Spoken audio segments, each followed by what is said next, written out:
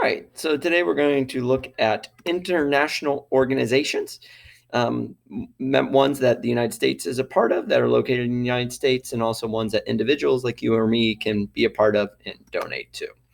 All right, so international organizations that the United States as a country. So international organizations the United States could be in, or individuals could be in if it's a non-governmental organization. So we'll talk about those two things. The United States, one international organization they are in is the United Nations.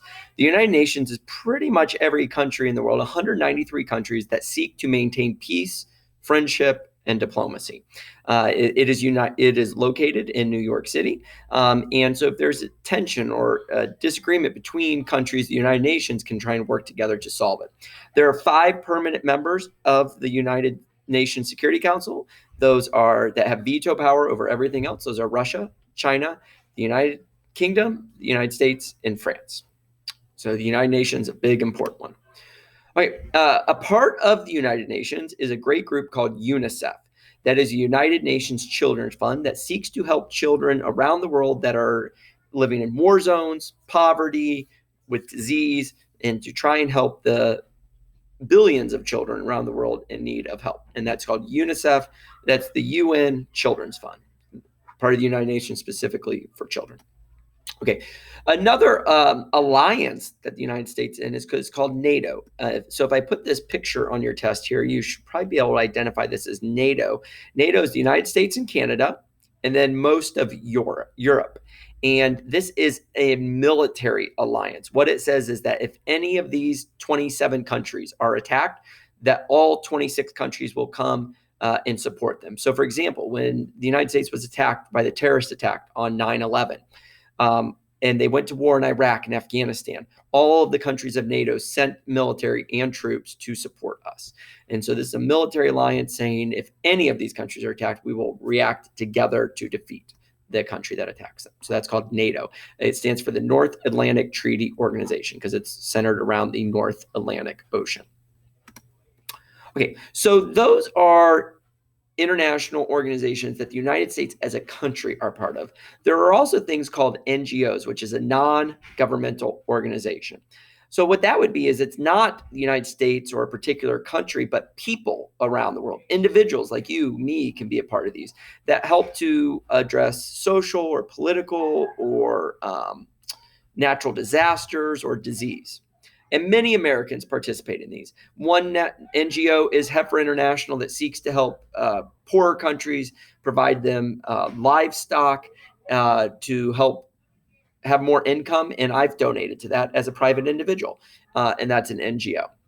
So there's really 2 NGOs we'll look at here. The big one that you need to know for your EOC is the International Red Cross and Red Crescent. So maybe you've heard the Red Cross here. You donate blood. If there's a natural disaster, the Red Cross helps. This is the International Red Cross. They help with disaster relief. So if there's an earthquake or a tsunami or a hurricane, they will provide food and shelter. And they also help with victims of war and violence. There's tens of millions of kids around the world who live in war zones, very dangerous. And the International Red Cross, Red Crescent will help. Another organization is Doctors Without Borders. And this is doctors from around the world go to places that don't have great medical care and provide free medical care. So that's a great organization. These are great examples of NGOs, non-governmental organizations, not associated with a particular government, but individuals in the United States, around the world, can be members of these to help people around the world. Okay, another international organization the United States is part of is the WTO. That's the World Trade Organization. When countries trade with each other, there are special rules. And the WTO is just make sure that everyone is fair with each other when they trade. For example, trying to eliminate tariffs. Tariff is a tax you put on someone's good to make it more expensive. You don't want tariffs because that can lead to unfair trade. So basically, the World Trade Organization just tries to make trade fair.